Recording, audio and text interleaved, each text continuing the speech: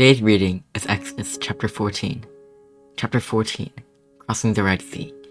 Then the Lord said to Moses, "Tell the people of Israel to turn back and encamp in front of Pi-hahiroth between Migdol and the sea. In front of Baal-zephon you shall encamp facing it by the sea.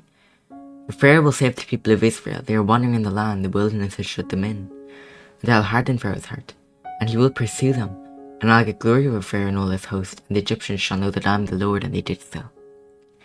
When the king of Egypt was told that the people had fled, the mind of Pharaoh and his servants was changed with the people. And they said, "What is this we have done that we have let Israel go from serving us?" They made ready his chariot and took his army with him, and took 600 chosen chariots and all the other chariots of Egypt, with officers over all of them. And the Lord hardened the heart of Pharaoh, king of Egypt, and he pursued the people of Israel while the people of Israel were going out defiantly. The Egyptians pursued them, all Pharaoh's horses and chariots and his horsemen and his army, and overtook them and camped at the sea, by Pi-hahiroth in front of Baal-zephon. When Pharaoh drew near, the people of Israel lifted up their eyes, and behold, the Egyptians were marching after them, and they feared greatly. And the people of Israel cried to the Lord. They said to Moses, "Is it because there are no graves in Egypt that you have taken us to die in the wilderness? What have you done to us in bringing us out of Egypt? Is not this what we said to you in Egypt?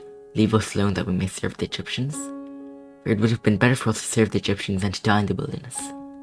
And Moses said to the people, "Fear not, stand firm, and see the salvation of the Lord, which will work for you today. For the Egyptians whom you see today, you shall never see again. The Lord will fight for you, and you have only to be silent." The Lord said to Moses, "Why do you cry to me? Tell the people of Israel to go forward. Lift up your staff and stretch out your hand over the sea and divide it, that the people of Israel may go through the sea on dry ground. And I will harden the hearts of the Egyptians, so that they shall go in after them. And I will get glory over Pharaoh and all his host, his chariots and his horsemen. And the Egyptians shall know that I am the Lord, when I have gotten glory over Pharaoh, his chariots and his horsemen." And the angel of the Lord was going before the host of Israel moved and went behind them.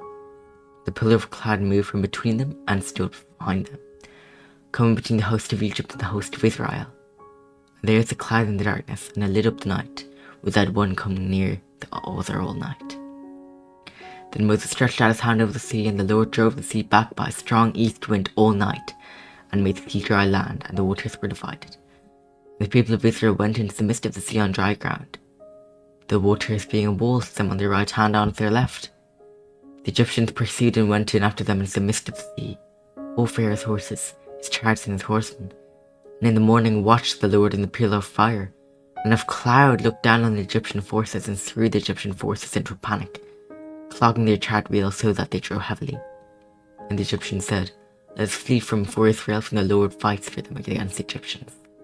The Lord said to Moses, "Stretch out your hand across the sea, that the water may come back upon the Egyptians, upon their chariots and upon their horsemen." So Moses stretched out his hand over the sea, and the sea returned to its normal course when the morning appeared. And as the Egyptians fled into it, the Lord threw the Egyptians into the midst of the sea.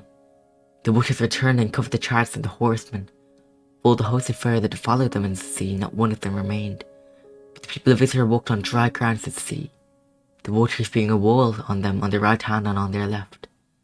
Thus the Lord saved Israel that day from the hand of the Egyptians. And Israel saw the Egyptians dead on the seashore.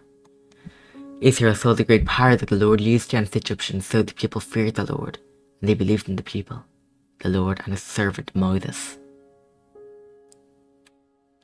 This is the word of the Lord. Amen.